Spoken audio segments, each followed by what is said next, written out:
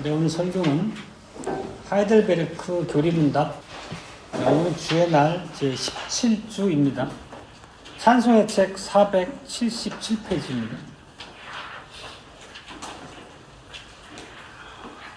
오늘은 45문답, 한 개 문답입니다. 그리스도의 부활은 우리에게 어떻게 유익합니까? 첫째, 그리스도는 그의 부활로 죽음을 이기셨기에 그의 죽으심으로 얻으신 의에 우리로 참여할 수 있게 하셨습니다. 둘째, 그의 능력으로 말미암아 우리도 역시 새로운 생명으로 다시 살게 됩니다. 셋째, 그리스도의 부활은 우리의 영광스러운 부활의 확실한 보증입니다. 부활에 대한 고백, 유익을 세 가지로 고백하고 있습니다.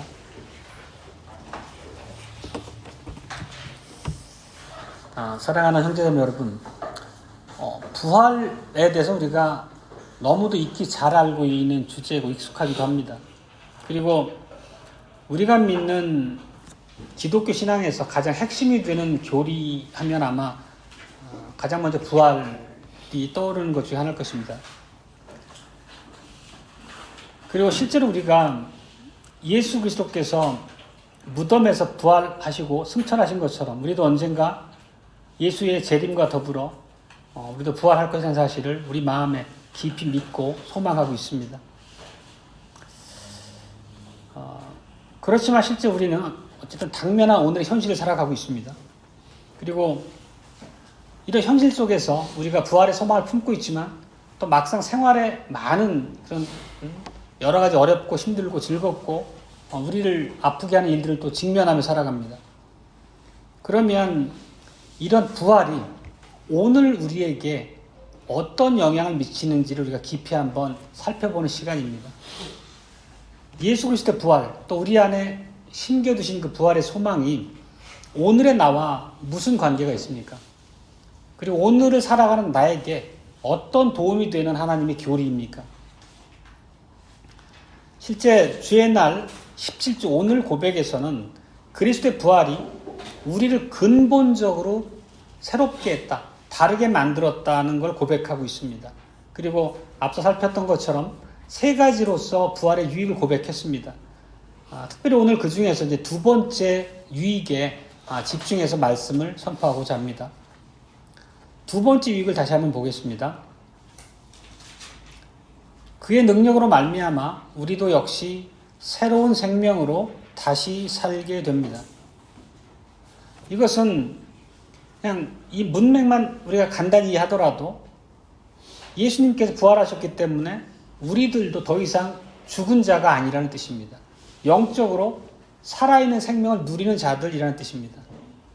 실제 오늘 설교의 제목은 이미 알려드린 바와 같이 그리스도께서 오래전에 부활하셨을 때 우리도 또한 새로운 생명으로 부활했다라는 그런 주제입니다. 그리고 이 주제를 세 가지 논제로, 소주제로 말씀을 살피겠습니다. 부활의 필요, 부활의 실체, 부활에 대한 우리의 반응, 이 세 가지 소주제로 오늘 설교를 진행하겠습니다. 두 번째 유익은 말씀처럼 우리도 역시 새로운 생명으로 다시 살게 됩니다 라는 고백입니다.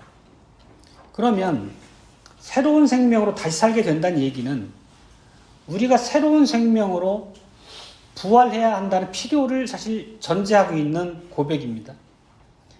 또 반대 이면을 뒤집어 보면 여기 함축된 의미는 우리의 자연적인 생명, 우리의 옛 생명은 뭔가 썩 좋은 것이 아니다, 뭔가 문제가 있다는 것을 사실 염두에 두고 있습니다. 그러니까 새 생명을 고백하고 새 생명이 우리한테 주어졌다는 것을 우리가 은혜롭게 고백하는 것이죠. 그리고 이 새로운 생명은 반드시 그리스도와 함께 부활함으로써 얻을 수 있게 된다는 길을 우리에게 가르치십니다. 다른 길은 없습니다. 그러면 오늘 그 두 번째 유익께서 나눈 것처럼 이 새로운 생명으로서 살아가는 그 유익을 이해하기 위해서는 먼저 그러면 그 좋지 않았던 우리의 자연스러운 생명으로서의 옛 생명이 어떤 것인가를 먼저 이해하고 들어가는 것이 필요하겠습니다. 이 문제에 대한 답을 얻기 위해서는 우리가 항상 살폈던 것처럼 창세기 3장으로 우리의 시선을 돌려야 됩니다. 반복되는 얘기입니다만은 에덴 동산에서 아담과 하와는 하나님과 더불어서 완전한 화평의 교제를 나눴습니다. 그리고 하나님의 손안에서 안전했고 모든 것이 부족함 없이 기쁨으로 충만했습니다. 오늘날 인생들이 겪으며 살아가는 저주나 고통, 슬픔, 낭망 이런 것은 전혀 있지 않았습니다. 영적으로 완벽한 생명을 하나님과 더불어 누렸다는 뜻입니다. 그렇지만 금지된 나무의 실과를 먹고 나서 모든 것이 급전직한 나락으로 떨어졌습니다. 하나님께서 너희가 그 선악과를 먹는 날에는 정령 죽으리라 라는 말씀으로 이들에게 경고를 하셨음에도 불구하고 그들은 이런 불순종을 범하게 됩니다. 결국은 당장의 육체의 죽음으로 치진 않으셨지만 아담과 하와는 그 순간 선과 악을 알게 하는 나무의 실과를 먹는 그 순간 영적인 죽음을 맞게 된 것입니다. 그럼 영적으로 죽었다는 의미가 어떤 것입니까? 영적인 죽음이 어떤 변화를 이들의 삶에, 생활에 가져왔습니까? 하나님은 이렇게 여자와 남자에게 각각 말씀으로 그 상황을 선언하여 경고하셨습니다. 창세기 3장 16절입니다. 또 여자에게 이르시되 내가 내게 잉태하는 고통을 크게 더하리니 내가 수고하고 자식을 낳을 것이며 너는 남편을 사모하고 남편은 너를 다스릴 것이니라. 이 안에 담겨있는 이미지는 무엇입니까? 하와의 생활이 앞으로는 슬픔과 고통과 실패, 좌절로 가득할 것이라는 뜻입니다. 에덴에서 지금까지 누리고 살았던 충만한 삶, 기쁨의 삶과는 전적으로 그 질이 다른 삶입니다. 결국 이것은 죄 가운데서 죽은, 영적으로 죽은 성경적 의미로서의 죽은 생명의 모습입니다. 또 하나님께서는 아담에게도 똑같은 저주를 선언하셨습니다. 이어서 3장 17절로부터 19절까지의 말씀입니다. 우리가 익히 잘 아는 말씀입니다. 아담에게 이르시되 내가 내 아내 말을 듣고 내가 너더러 먹지 말라 한 나무 실과를 먹었은즉 땅은 너로 인하여 저주를 받고 너는 종신토록 수고하여야 그 소산을 먹으리라. 땅이 내게 가시덤불과 엉겅퀴를 낼 것이라. 너의 먹을 것은 밭의 채소인즉 내가 얼굴에 땀이 흘러야 식물을 먹고 필경은 흙으로 돌아가리니 그 속에서 내가 취하였음을 입었음이니라. 너는 흙이니 흙으로 돌아갈 것이니라 하시니라. 이 짧은 문장 안에 우리한테 선명하게 와 닿는 그런 단어들은 무엇입니까? 저주를 받다, 내가 수고해야 한다, 가시와 엉겅퀴가 나는 땀, 흙, 이런 단어들이 에덴에서 쫓겨난 이후 그들의 삶에 관통하는 그런 아주 슬픈 주제들입니다. 하와와 동일하게 아담도 똑같이 그 생활 자체가 슬픔과 고난, 좌절의 연속일 것입니다. 그리고 끝에 가서는 결국 흙으로 돌아가는 육신의 죽음을 맞게 되는 그런 인생도 이제는 피할 길이 없습니다. 타락 전 하나님과 더불어 영적 활력, 생명을 누렸던 그 모습과는 전혀 다른 판이하게 다른 모습입니다. 실제 아담과 하와에게 선언할 때 이 저주 안에 담긴 삶의 모습들은 오늘 우리가 읽었던 그 성경 본문에서 전도자가 헛되다 반복해서 말씀했던 그런 인생의 모습과 동일한 의미입니다. 이 전도자가 내렸던 그런 본인의 인생에 대한 그 결론은 즉흥적으로 경솔하게 내린 결론은 아닐 것입니다. 아마 노년에 내린 인생의 모든 과정을 되짚어 신앙 안에서 내렸던 고백입니다. 많은 실패와 좌절도 경험하고 또 많이 무너져 내린 본인의 마음을 추스리기에 지쳐 있을 무렵에 인생에 대한 참된 본인의 깨달음을 신앙 안에서 고백하는 그런 글입니다. 조금 길지만 2장 1절부터 8절까지 다시 한번 읽어보겠습니다. 나는 내 마음에 이르기를 자, 내가 시험적으로 너를 즐겁게 하리니 너는 낙을 누리라 하였으나 본즉 이것도 헛되도다. 내가 웃음을 논하여 이르기를 미친 것이라 하였고 희락을 논하여 이르기를 저가 무엇을 하는가 하였노라. 내 마음에 궁구하기를 내가 어떻게 하여야 내 마음의 지혜로 다스림을 받으면서 술로 내 인생을 내 육신을 즐겁게 할까? 또 어떻게 하여야 어리석음을 취하여 선한 인생에 종신토록 생활함에 어떤 것이 쾌락인지 알까 하여 나의 사업을 크게 하였노라. 내가 나를 위하여 집들을 지으며 포도원을 심으며 여러 동산과 과원을 만들고 그 가운데 각종 과목을 심었으며 수목을 기르는 삼림에 물주기 위하여 못을 팠으며 노비를 사기도 하였고 집에서 나게도 하였으며 나보다 먼저 예루살렘에 있던 모든 자보다도 소와 양떼의 소유를 많게 하였으며 은금과 왕들의 보배와 여러 도의 보배를 쌓고 또 노래하는 남녀와 인생들이 기뻐하는 처와 첩들을 많이 두었노라. 이 안에 담긴 의미는 인생에서의 복됨, 타락한 인생들이 인생의 즐거움과 복으로 채우기 위해서 하는 모든 것 안 한 게 없다는 얘기입니다. 엄청난 부요도 누렸고 인생이 떠올릴 만한 모든 즐거움도 자기 인생에 빠짐없이 누렸다는 고백입니다. 그리고 어찌 보면 오늘을 살아가는 많은 사람들도 동일하게 이런 행복을 꿈꿉니다. 즐거움을 만끽하고 그리고 아무런 부족함 없이 넓은 집에서 떵떵거리며 살기를 소망합니다. 그렇지만 전도자가 그런 앞단의 고백 이후에 11절에서 고백하는 바를 들어봅시다. 11절입니다. 그 후에 본즉 내 손으로 한 모든 일과 수고한 모든 수고가 다 헛되어 바람을 잡으려는 것이며 해 아래서 무익한 것이로다. 여기서 핵심이 되는 단어들은 모든 것이 무익하다, 모든 것이 헛되다 이런 결론입니다. 놀라운 풍요와 즐거움을 누렸는데도 불구하고 왜 이런 결론에 이르게 되실까요?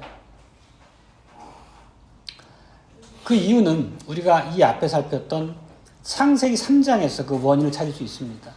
결국 하나님께서 아담과 하와에게 선언하셨던 것처럼 영적으로 죽은 생명, 결국 슬픔과 고통, 모두 실패와 좌절을 경험할 수밖에 없는 그 하나님의 저주 아래에 있는 인생은 실패할 수밖에 없기 때문입니다. 하나님의 이러한 저주로부터 피하려는 인생의 어떤 노력도 결국 무익할 수밖에 없기 때문입니다. 타락한 인간의 위에 하나님의 진노와 저주가 임해 있기 때문에 영적으로 죽은 인생들입니다. 그런 인생들은 진정한 의미의 성경적 의미의 생명과는 무관한 자들입니다. 전도자가 본인의 그 죽은 생명을 통해서 얻고자 했던 모든 인생의 즐거움, 행복, 만족이라는 것은 결국 아무것도 아니고 허망하다는 것을 깨달은 것입니다. 그러니까 신앙을 떠나 있는 삶의 무익함, 허망함에 대해서 얘기를 하고 있는 것입니다. 이것은 우리에게 어떤 세상을 향한 인생의 염세주의를 가리키는 것은 결코 아닙니다. 또 유사한 가르침을 사도 바울이 에베소 성도들에게도 선포했습니다. 그들이 믿기 전에 그들의 생명이 어떤 상태였는지 이렇게 가르쳤습니다. 에베소 2장 1절과 3절입니다. 너희의 허물과 죄로 죽었던 너희를 살리셨도다.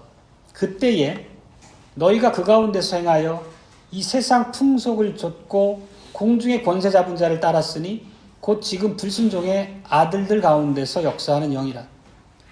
전에는 우리도 다 그 가운데서 우리 육체의 욕심을 따라 지내며 육체와 마음에 원하는 것을 하여 다른 이들과 같이 본질상 진노의 자녀이었더라. 결국 진노의 자녀의 모습은 뭐냐면 방금 에베소의 말씀처럼 육체의 욕심을 따라 지내고 육체와 마음이 원하는 것을 하는 자의 모습을 얘기합니다. 이것은 본질적으로 전도서의 기자가 헛되다고 선언했던 그런 생명과 동일한 속성의 생명입니다.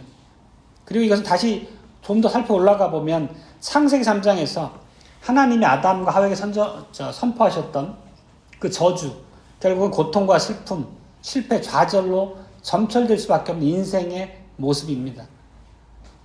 전도서 기자의 말씀이나 바울 사도의 말씀이나 모두가 다 하나님의 저주를 통해 영적으로 죽은 생명들이 겪을 수밖에 없는 인생의 곤고함을 묘사하고 있는 것입니다.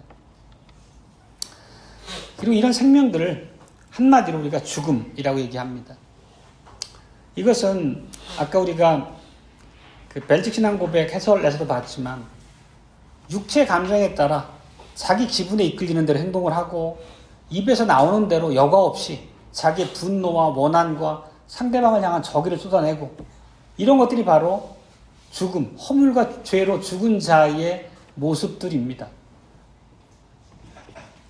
이런 자는 진정한 의미의 성경적인 생명, 영적인 생명을 갖지 못한 자들입니다.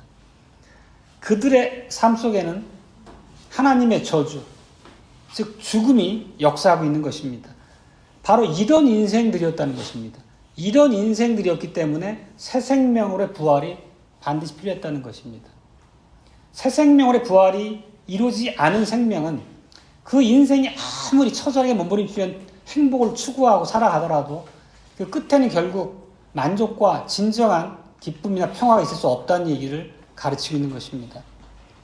실제 이것이 오늘 두 번째 요점, 두 번째 주제입니다.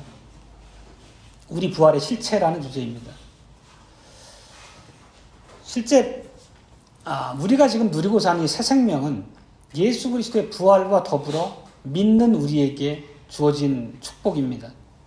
그리고 그리스도께서 우리가 지난주 살폈던 것처럼 무덤에서 부활할 때 결국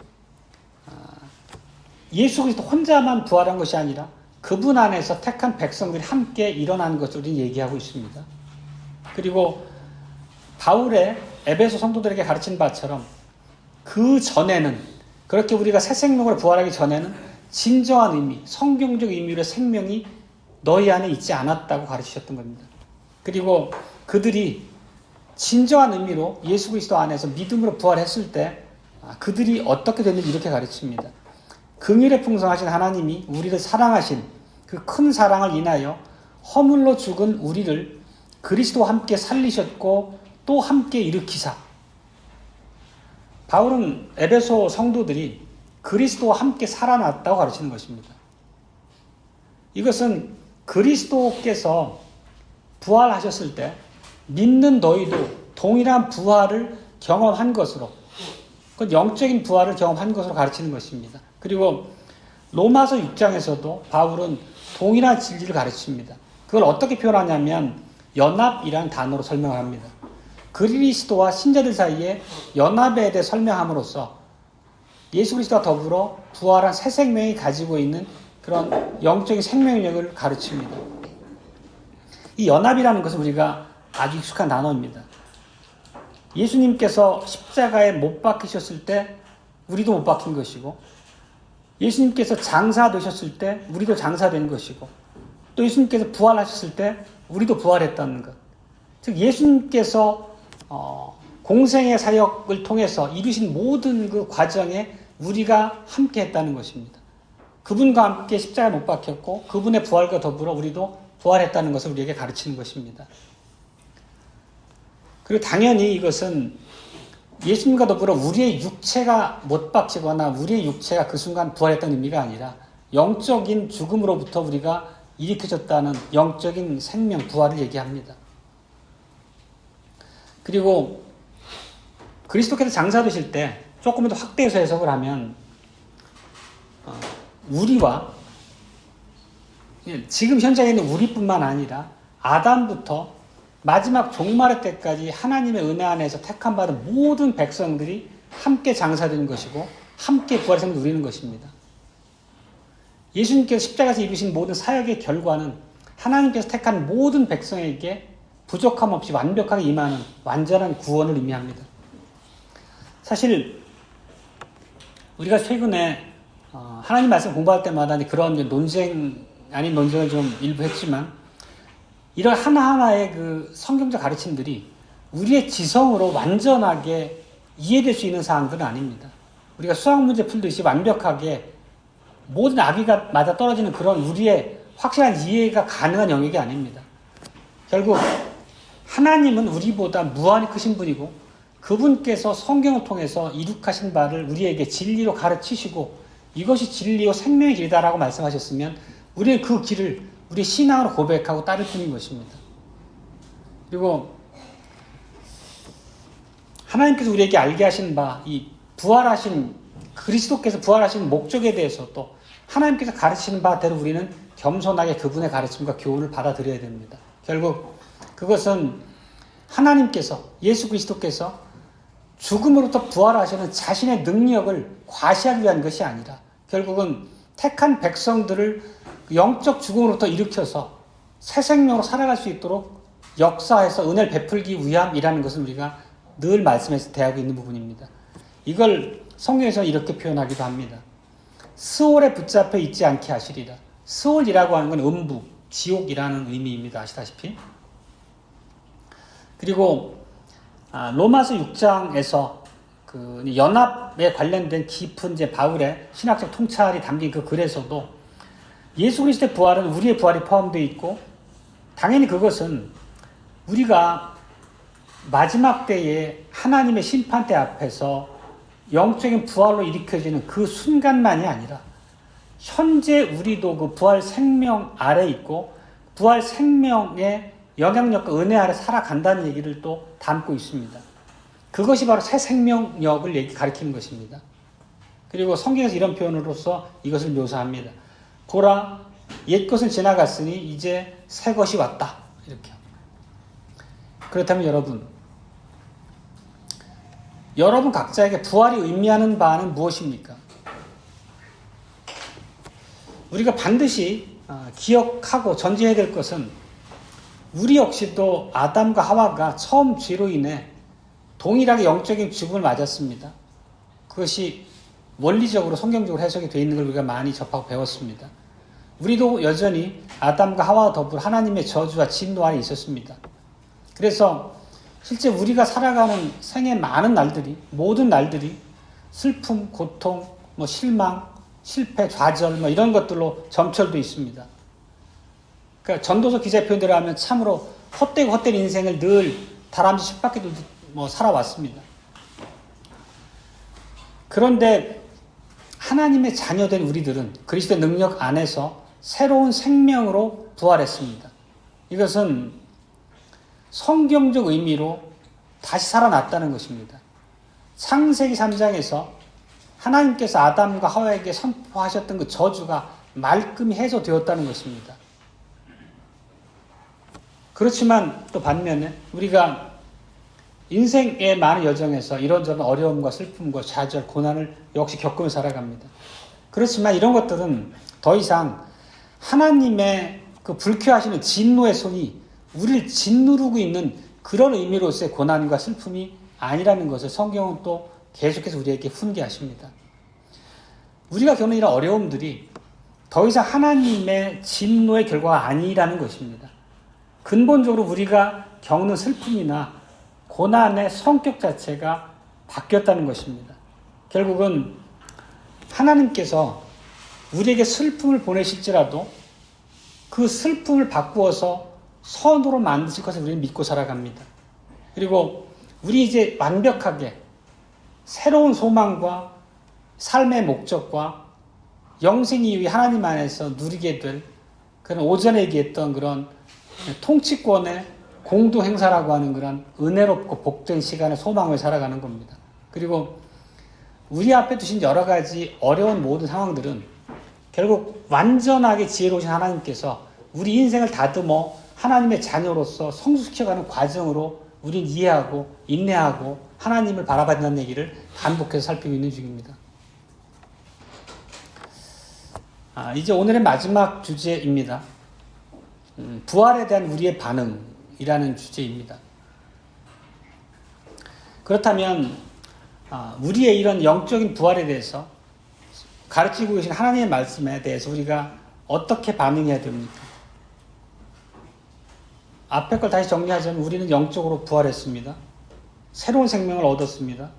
하나님과 관계가 회복되었고 더 이상 죄나 마귀가 우리를 어쩌지 못합니다. 주장하지 못합니다. 그리고 우리의 전 인격이 이제는 하나님을 바라보고 하나님이 하시는 말씀 안에서 내 위치를 각성하고 내가 살아가야 될 삶의 참된 생명의 지식을 얻습니다.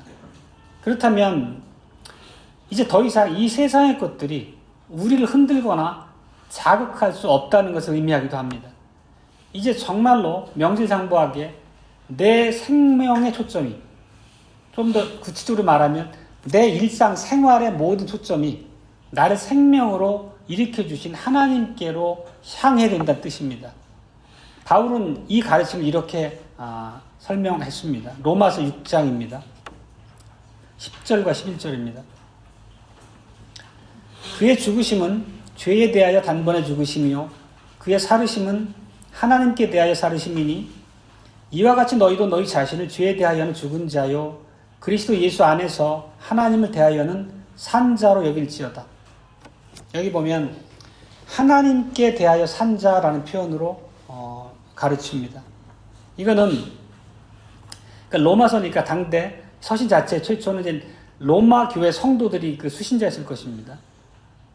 너희들의 생명이 이제는 하나님께서 주장하시고 지배하신다는 마음, 그런 진리를 새기도록 로마 교회 성도들에게 훈계하고 있는 것입니다. 이제 삶의 목적이 더 이상 자기 자신이 아닙니다.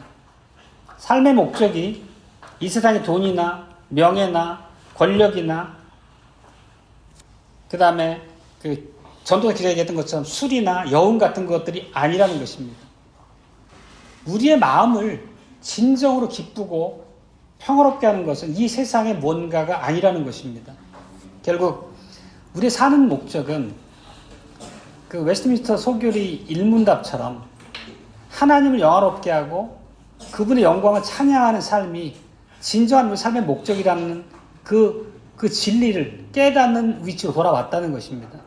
이제는 우리를 창조하셨고 또 영적으로 죽어있던 우리를 아들이신 예수님을 보내셔서 다시 일으켜 영적으로 살게 하신 그 하나님을 찬양하는 일이 우리 인생의 본분이라는 것을 우리가 이제 알고 행할 수 있게 되었다는 것입니다. 그것이 바로 하나님께 대하여 산 자라는 의미입니다.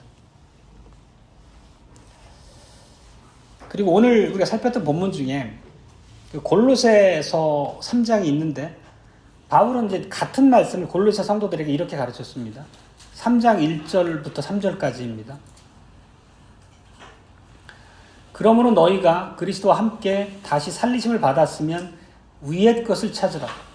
거기는 그리스도께서 하나님 우편에 앉아 계시느니라. 위의 것을 생각하고 땅의 것을 생각지 말라. 이는 너희가 죽었고 너희 생명이 그리스도와 함께 하나님 안에 감추었음이니라. 우리 생명이신 그리스도께서 나타나실 그때에 너희도 그와 함께 영광 중에 나타나리라. 이것은 앞에 로마에서 가르쳤던 것과 동일한 말씀으로 골로새 성도들에게 가르치는 것입니다. 결국 이 안에 담겨있는 의미는 우리가 예수 그리스도와 더불어 그분과 함께 부활한 새 생명을 가진 성도라면 삶의 우선순위가 변화해야 된다는 얘기입니다. 결국 하나님을 향해서 하늘에 초점을 두고 우리가 살아가야 한다는 뜻입니다. 그리고 이어서 골로새서 5절에 이렇게 가르칩니다. 그러므로 땅에 있는 지체를 죽이라. 곧 음란과 부정과 사욕과 악한 정욕과 탐심이니 탐심은 우상 숭배니라. 결국은 영적으로 예수 그리스도와 더불어 부활한 생명들이 발현해야 될 생명의 모습들을 구체적인 예를 열거하면서 설명하고 있습니다. 실제 이것은 전도서 기자에 의해서 앞에서 선포됐던 그 말씀과 동일한 주제를 담고 있습니다. 그리고 계속해서 8절에서도 이렇게 가르칩니다. 골로새서 3장 8절입니다. 이제는 너희가 이 모든 것을 벗어버리라. 곧 분과 악의와 회방과 너희 입에 부끄러운 말이다. 이런 모습을 다 버리라는 것입니다. 이것은 새 생명을 가진 그리스도인의 모습이 아니라는 것입니다. 그러면서 권면하는 모습으로서 12절부터 14절까지 이렇게 가르칩니다. 그러므로 너희는 하나님의 택하신 거룩하고 사랑하신 자처럼 긍휼과 자비와 겸손과 온유와 오래 참음을 옷 입고 누가 네게 혐의가 있거든 서로 용납하여 피차 용서하되 주께서 너희를 용서하신 것과 같이 너희도 그리하고 이 모든 것 위에 사랑을 더하라. 이는 용서하게 매는 띠니라. 그렇습니다. 긍휼과 자비와 겸손과 온유와 오래 참은 옷 입고 피차 용납하고 용서하라는 말씀입니다. 형제자매 여러분, 실제 이 앞에 살핀 부분을 보면 우리가 선명하게 하나 이렇게 이해할 수 있는 부분은 그리스도의 부활이라고 하는 교리가 그리스도와 더불어 우리가 부활했다고 하는 그 실질이 우리 생활 방식과 직결된다는 것을 반복해서 가르치고 있습니다. 에베소서도 그렇고 골로새서도 그렇고 로마서도 그렇고 결국은 그리스도와 함께 새로운 생명으로 부활한 사람들은 당연히 그 생활에서 하나님께서 다스리시는 모습이 실제적으로 드러나야 된다는 것을 가르치는 것입니다. 영적으로 새롭게 살아난 자들은 죽음으로부터 부활한 우리들은 마음속에 분노를 가질 여지가 없다는 것을 가르치는 것입니다. 미워하거나 신성모독을 범할 여지가 있어서는 안 된다는 것입니다. 이 모든 것은 결국 영적으로 죽은 자들의 죄의 그런 조각들이기 때문입니다. 그리고 새 생명으로 부활한 자들은 다른 사람에게 온유합니다. 다른 사람을 자비롭게 대하고 다른 모든 사람들의 허물을 덮어주고 용서합니다. 다른 사람들의 연약함을 이해하고 사랑 안에서 오래 참고 인내합니다. 그렇다면 이제 우리가 이제 교회 안에서조차도 흔하게 범하는 그런 잘못들에 대해서도 우리가 민감하게 짚고 우리 안에서 그런 것들을 제거해 나가야 될 것입니다. 우리가 서로를 판단하고 비난하는 태도가 있다면 그것은 마땅히 새 생명으로서 드러내야 될 모습이 아닌 것입니다. 사도 바울의 언어로서 표현한다면 긍휼과 자비와 겸손과 온유와 오래 참음을 가진 성도로서의 마땅한 삶의 태도가 아니라는 것입니다. 그리고 상처난 혹은 연약한 고통 중에 있는 우리가 지체를 향해서 그런 긍휼함이 동정심이 결핍되어 있다면 그거 역시도 새 생명을 가진 자로 합당하지 않은 모습입니다. 자기 생활의 위로만 찾고 유지하는 것에 온통 관심이 꽂혀 있고 자기 기쁨만 채우기 위해서 정말 분주하게 살아간다면 그것은 새롭게 살아난 부활의 생명력을 지닌 자다움이 결코 아닌 것입니다. 그렇다면 형제자매 여러분, 우리도 오늘 이런 가르침을 통해서 분명하게 우리 마음에 새게 될 것입니다. 바울 사도가 골로새 성도들에게 권면하고 드러냈던 것처럼 우리도 긍휼과 자비와 겸손과 온유, 오래 참음 안에서 서로 용납하고 사랑하고 모든 것들을 나눌 수 있는 그런 새 생명의 자세가 필요합니다.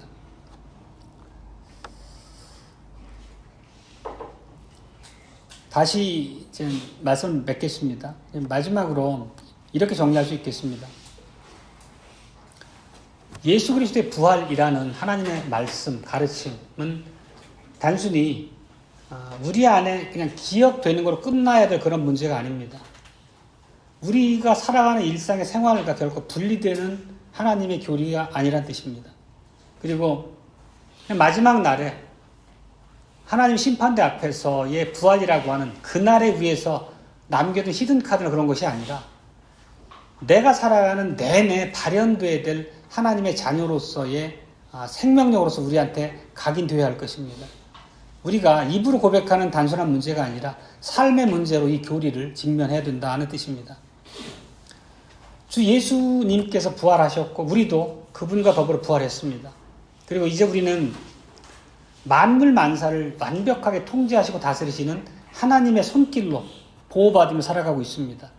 그렇기 때문에 우리는 이 세상의 불안한 삶 속에서도 불안하지 않을 수 있고 참된 위로가 있다고 우리가 고백하고 있는 것입니다.